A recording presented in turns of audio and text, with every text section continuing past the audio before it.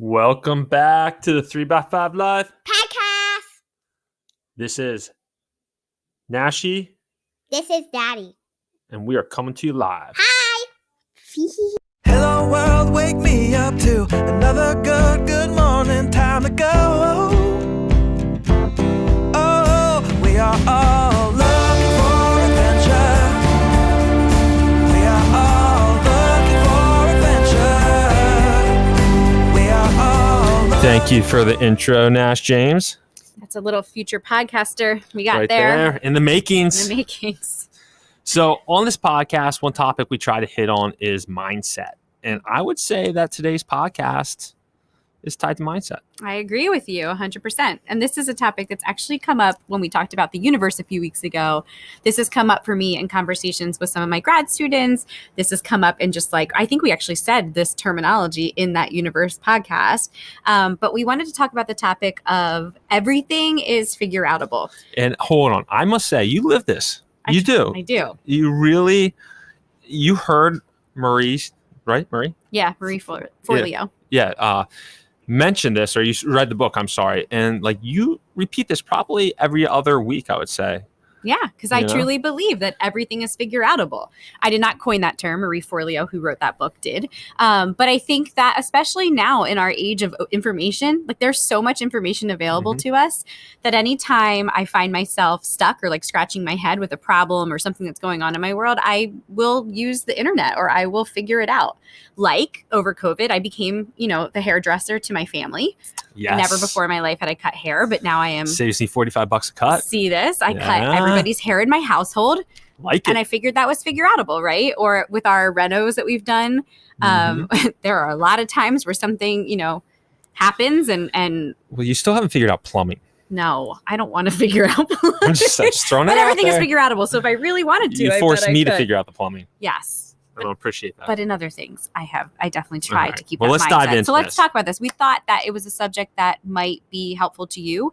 Obviously, this idea ties along with like growth mindset and grit and failure and just, if we can approach anything that happens, comes to fruition for us with that everything is figureoutable mantra, it makes it seem a little bit less like heavy. And so I wanted to read for you an excerpt directly from the book. This is Marie's words, not mine, but this is kind of her synopsis of what the book is about. It says, everything is figureoutable will change your life. You can use it to solve mundane problems like a busted washing machine or a flat tire. You can use it to build a company, reshape your health, or create financial freedom. You can use it to save or end a relationship or create the most magnificent, passionate love story of your dreams. You can use it to find your way out of chronic stress, grief, anger, depression, addiction, anxiety, hopelessness, and debt. You can use it to invent a breakthrough technology, learn a new language, become a better parent or a stronger leader. But most important, you can use this idea with others in your family, organization, team, industry, community, or the world to create a positive and significant change. I suggest reading the book for sure, but we're going to do our best to just kind of unpack some main topics and themes. The very first start of her story actually starts with her witnessing her parents and her mom specifically. She said to her mom at a very young age, as she was like, I forget what she was doing, like she was fixing the washing machine. And she said to her, Mom, how do you know how to do all of this stuff? As if it was like magical. And her mom said, Marie, everything is figureoutable if you just roll up your sleeves and look for the solution. And so from a very young age, she kind of developed that mindset, which I think is so important for our kids. I try to say it to Hadley and Nash all the time. When they come up to a problem, I use her terminology and say, everything is figureoutable. And we roll up our sleeves and we try to figure it out. So I just loved that story so much. And it's also a great reminder for us that our kids are always watching and listening. And so being very careful with the words we use when we are faced with problems or things that are just kind of, like I said, having us scratch our heads. Right. Yep. And another, after she tells this story, she dives right into the important topic of beliefs and the power of beliefs. And, she basically says, want to change everything in your life, change your beliefs. If you have the belief that everything is figureoutable, really, what could you achieve? Like you would be unstoppable if you truly embraced that mindset of having a figureoutable belief system.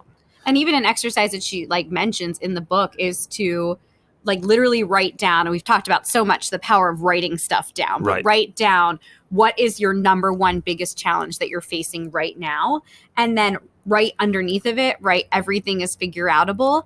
And just that challenge right there, it starts to like dissipate, right? Like it starts to break down into its fundamental pieces so that you can tackle it one step at a time. It doesn't seem as heavy or big when you have that mentality. Yeah. And so we say this and it sounds great and philosophical and esoteric, but think about beliefs. The two quick stories here. I'll tell one, Jessie will tell one. There's this famous study where there's a group, I think of like 20 patients that all needed knee surgery. 10 of them actually got knee surgery. The other 10 got basically fake knee surgeries where they made the incision. So there was like a cut there, but they didn't get knee surgery. And afterwards, the people that didn't get the knee surgery were showing the same recovery as the people that did get knee surgery because their belief system was so strong that they got knee surgery and they were on a healing path. So that just should like ingrain the power and the significance and the importance of having a strong belief system. She also mentions a story actually in the book where they did a study with children and kids who were very allergic to poison ivy. And they would blindfold the children and they would touch them with what the children thought was poison ivy. And even though it wasn't poison ivy, the kids would develop the same rash response that you would get if it was truly poison ivy. So when we talk about mind and the brain, and I know, like Bri said, this seems very like, not woo-woo, but there's research that supports the idea that if you believe that you can figure something out, if you tackle that problem or whatever it is that you're dealing with that belief system, then crazy things can happen. There's even a quote in the book where she talks about, she was quoting a motivational speaker. His name's Michael Altshuler, and he says, "The bad news is time flies. The good news is you are the pilot. There is no time fairy that's going to sweep down and magically clear your calendar. Embrace the fact that if you were powerful enough to create an overcommitted and overstretched life, you're powerful enough to uncreate it." So I liked that thought underneath the belief system too, because it takes what we look at as, I don't have time to like unpack this, or I don't have time to figure out this problem or this issue. Yep. And that belief system of like that you can create that time because you also created the calendar that was overscheduled. So you also have the power to uncommit to some of those things. And it takes away our excuses. And that's the next point I was going to kind of segue into with Bri, the idea of can't versus won't, because that example right there is I don't have time or I can't find the time really should be stated as I won't find the time. Yeah. And that just shows like our potential like is unknowable and infinite. So when you just have to recognize that won't is the real word and not can't, like you're just saying. So that was something, she hit on and we thought was important to bring up. And there's this exercise that you can do, and this is something we're going to put in the show notes because we'd love for you guys to try it this week. But literally, if you think about how often we say a version of like something of the following, like, I can't get up and work out every day, or I can't find the time to get writing done, or I can't forgive her for what she's done, or I can't take that job, it's across the country. Yeah. And you literally take all of those I can'ts and you rewrite the statement with won't. And it changes the meaning because it then gives you the power to create and shift change to that statement, right? So it's that idea of like, it says 99% of the time when we say we can't do something, it's the euphemism for won't, but it means won't means we are not willing. So you don't really want to do it is what you should be saying. Yes, exactly. All right. Next point is, so she has a strong argument, not an ornament, an argument, that your success is increased 42% if you write down your goals, write down what you want to accomplish. Your success rate goes up 42%. So that's really where the power, in my opinion, very biased opinion, of having something like the 3x5 life system in your arsenal, where you're writing down the night before, you're game planning the next day of what you want to accomplish the next day, what your goals are for the next day, or the habit tracker card, you're writing down the habits, the things you're trying to commit to on a weekly, daily basis. And she has a strong argument that if you just do that small act, you're 42% more likely to achieve that thing. And this was based on a study. Dr. Gail Matthews, who was a psychology professor at Dominican University in California, she did a study. It was like a sample group of men and women ages 23 to 72 from around the world. And it was like all different, like they were entrepreneurs, educators, healthcare professionals. And so this is also backed by data and research. And that number 42%, I really feel like it can't be ignored. And she argues in her book and her kind of retelling of this that you don't just want to write your goal one time, like in a journal, and call it a day. And so like Brian said, obviously we use the cards and that practice, and Brian has a very serious practice of rewriting his goals consistently all the time, because that makes it more achievable. And so that whole idea of connecting, you know, the belief system with the practice is really, and that's like, you know, one thing that she mentioned and I thought was really, really cool is like, yes, you can have a very strong belief system, but where these two tie together is you also need to have consistent action, creativity, and commitment. Yeah. And those three things, I'll say that again, consistent action, creativity, and commitment, paired with your belief system and your mindset, that is truly the equation for that success that we're talking about. Yes, exactly.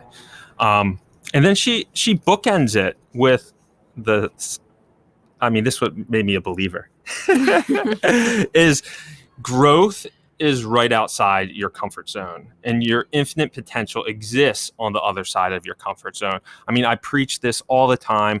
I mean, that's why I'm a big believer in doing hard things, challenging yourself. And there's something I heard a while ago. I don't even think I said it to you, Jessie, is your comfort zone is where dreams go to die. And like, think about that. Your comfort zone is where your dreams go to die. And I think that's so powerful. And it was so powerful when I heard that, because you got to push that edge. You got to push the fear. When you're bouncing up against fear, you got to keep pushing, because that's where your goal achievement happens. If you feel fear and then you just bounce back to your comfort zone, then that dream is going to die. And being aware and cognizant of that. She even calls it in the book, to call your growth zone, your discomfort zone, right? And they say, like, if you are in that discomfort zone, it's guaranteed that you're going to feel vulnerable, you're going to feel insecure. But in order to grow, you have to at least temporarily let go of that comfort that you're used to feeling. And so that's exactly what Bri said. I actually really like that quote that you said. Thanks. And then just like a final little thing that I really, really love. There was a whole chapter, and this ties directly to this comfort zone and this growth zone, that was called Start Before You Are Ready. Yes. And I feel like that is something that we try to do, and sometimes do too much, where if we are stuck in the like overthinking zone, we don't like that zone. And so we are actually more prone to go the opposite way into action than to kind of like push it to the side. So that idea of start before you're ready, you're never going to be ready. We have this idea that, like, you know, before you leave your career, you have to get 17 other degrees, or you have to take courses, or you're not qualified, or, you know, the idea of jumping before you're ready and then everything is figureoutable and figure it out as you go. It can be a really fun journey and empowering, because then you're learning knowledge that directly impacts exactly where you're trying to move. So just thought I'd throw that in there. Yeah. I know we went a little over this time, but if you wanted to read the book, I suggest reading the book. She's also done a ton of podcast episodes, so you could even type in Marie Forleo, Everything is Figureoutable, and just kind of get the gist of her conversation. But it's a mantra that we try to live by, and it's been a fun little journey. It has been. So next time you're bumping up against a challenging situation, just use that as a mantra. You know, everything is figureoutable. Jessie does it all the time. Sometimes it annoys me because I'm like complaining, and I'm like, just let me complain for a second. I'm like, listen, we got this. We got it. All right, guys. Until next week, we hope you enjoyed. Be well. Be well. See ya. Hello world, wake me up to another good